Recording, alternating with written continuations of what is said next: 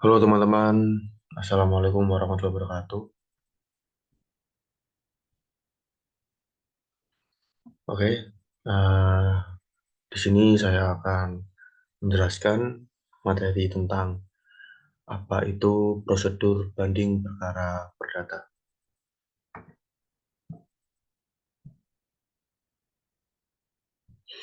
Masuk ke latar belakang masalah.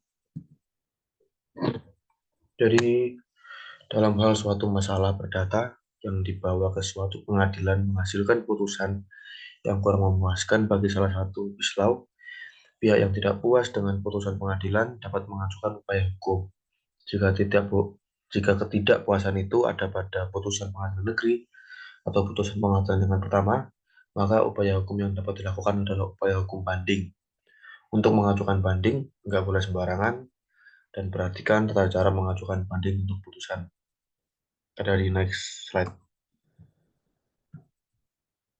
Nah, prosedur perkara perdata banding. Berdasarkan buku pedoman teknis administrasi dan teknis peradilan perdata umum dan perdata khusus, Mahkamah Agung dijelaskan bahwa prosedur perkara perdata banding adalah sebagai berikut. Yang pertama, berkas perkara diserahkan pada panitera muda perdata sebagai petugas pada meja atau loket pertama.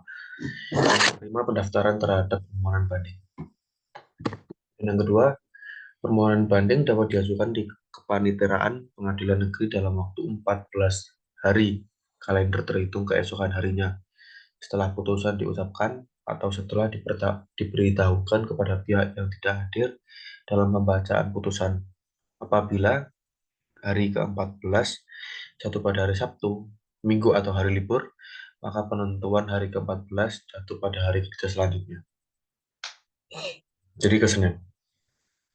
Dan panjar biaya banding dituangkan dalam surat kuasa untuk membayar SKUM. SKUM ini yang disebut surat kuasa untuk membayar dibuat dalam rangkap 3 dan menyerahkan berkas permohonan banding yang dilengkapi dengan SKUM ini tersebut kepada yang pihak bersangkutan akan membayar uang panjar yang tercantum dalam SKUM kepada pemegang kas pengadilan negeri.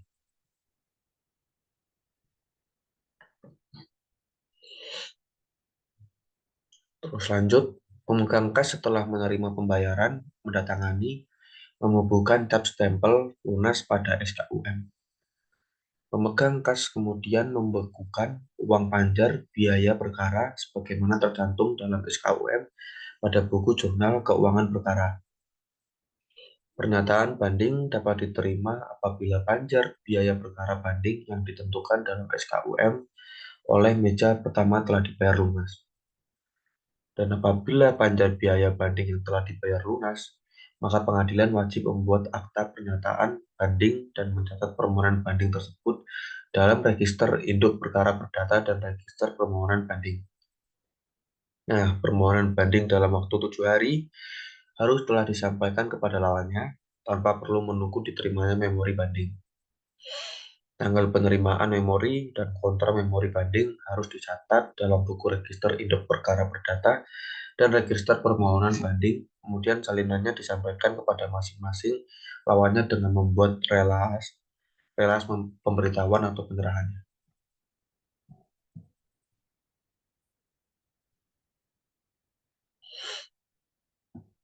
Sebelum perkara dikirim ke pengadilan tinggi, harus diberikan kesempatan kepada kedua belah untuk mempelajari atau memeriksa berkas perkara atau yang disebut inzage dan dituangkan ke dalam relas.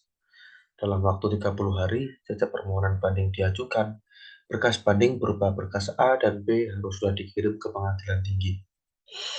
Biaya perkara banding untuk pengadilan tinggi harus disampaikan melalui bank pemerintah atau kantor pos, dan tanda bukti pengiriman uang harus dikirim bersamaan dengan pengiriman berkas yang bersangkutan.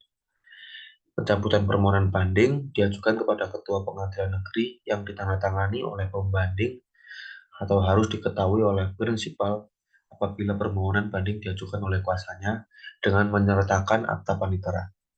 Dan yang terakhir, pencabutan permohonan banding harus segera dikirim oleh panitera ke pengadilan tinggi disertai akta pencabutan yang ditandatangani oleh panitera. Ini syarat formil dalam mengajukan banding. Ada 5 poin. Di sini saya akan jelaskan satu-satu. Yang pertama, diajukan dalam tenggang waktu yang ditentukan undang-undang. Maksud diajukan dalam tenggang waktu yang ditentukan undang-undang itu, tenggang waktu pernyataan pengajukan banding itu adalah 14 hari sejak putusan dibacakan. Tadi udah dijelaskan. Dan apabila para pihak hadir atau 14 pemberitahuan putusan, apabila salah satu pihak tidak hadir, ketentuan ini diatur dalam pasal 7 ayat 1 dan 2 UU nomor 20 tahun 1947, junto pasal 46 UU nomor 14 tahun 1985. Dalam praktek dasar hukum yang biasa digunakan adalah pasal 46 UU nomor 14 tahun 1985.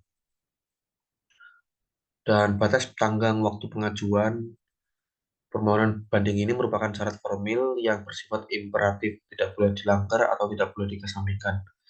Jadi dalam pasal 7 ayat 4 UU nomor 20 tahun 1947 dan pasal 199 ayat 4 RBG dikatakan bahwa apabila pengajuan permintaan banding melewati atau melampaui batas tenggang waktu 14 hari, permintaan itu tidak dapat diterima.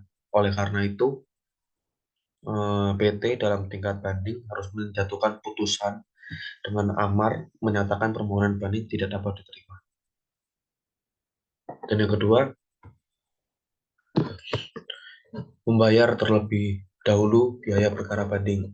Nah, jadi menurut pasal 199 ayat 4 RBG dan pasal 7 ayat 4 UU nomor 20 tahun 1947, pemohon banding harus lebih dahulu membayar biaya perkara atau biaya banding. Jadi maksudnya pembayaran perkara banding itu dilaksanakan bersamaan dengan pengajuan permohonan banding. Selama biaya perkara belum dibayar, permohonan banding dianggap tidak ada. Permohonan yang ketiga, permohonan diajukan kepada panitera pengadilan negeri yang memutuskan perkara. Dan yang keempat, permohonan banding dapat berbentuk surat dan lisan. Permohonan banding dapat berbentuk surat dan lisan, namun yang terbaik itu kombinasi antara surat dan lisan. Pemohon membuat surat permohonan secara tertulis, lalu pemohon menyampaikan surat itu secara langsung kepada panitera. Dengan cara ini, penyerahan surat permohonan diikuti dengan penjelasan atau dialog secara lisan antara pemohon dengan panitera. Dan yang terakhir, yang dapat mengajukan banding adalah pihak yang berperkara, kuasanya yang telah mendapat kuasa khusus.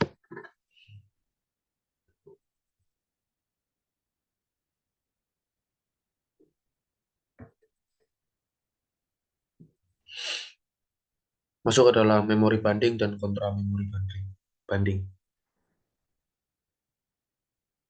Dasar hukum dapat diajukannya memori banding dan kontra memori banding, serta memori banding dan kontra memori banding merupakan hak adalah terdapat pada pasal 21 UU nomor 4 tahun 2004, junto pasal 9 UU nomor 20 tahun 1947, mencabut ketentuan pasal 188 sampai 194 HIR, yaitu yang pertama ada pernyataan ingin banding. Panitera membuat akta banding, dicatat dalam register induk perkara. Pernyataan banding harus sudah diterima oleh terbanding paling lama 14 hari sesudah pernyataan banding tersebut dibuat. Dan yang terakhir, pembanding dapat membuat memori banding terbanding dapat mengajukan kontra memori banding.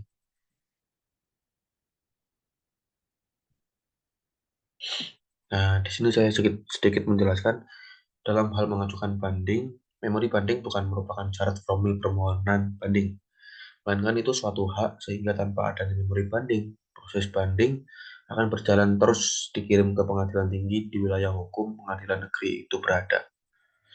Nah, jika pemohon banding ingin mengemukakan dan melengkapi memori banding, dapat disertai dengan surat-surat lain yang dianggap perlu. Surat-surat bukti akta otentik atau akta di bawah tangan yang kemarin Ibu Putri menjelaskan, permintaan pemeriksaan saksi atau ahli. Bahkan pemohon dalam memori banding dapat meminta agar pengadilan tinggi dalam tingkat banding melakukan pemeriksaan terhadap saksi-saksi. Saksi-saksi atau ahli, baik pemeriksaan terhadap saksi atau ahli baru yang belum pernah diajukan maupun permintaan ulang oleh pengadilan tinggi terhadap saksi atau ahli yang sudah pernah diperiksa oleh pengadilan negeri pada tingkat pertama.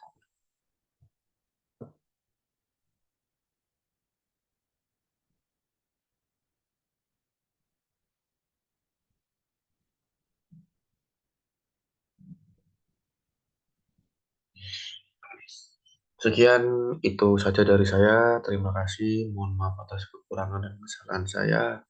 Wassalamualaikum warahmatullahi wabarakatuh.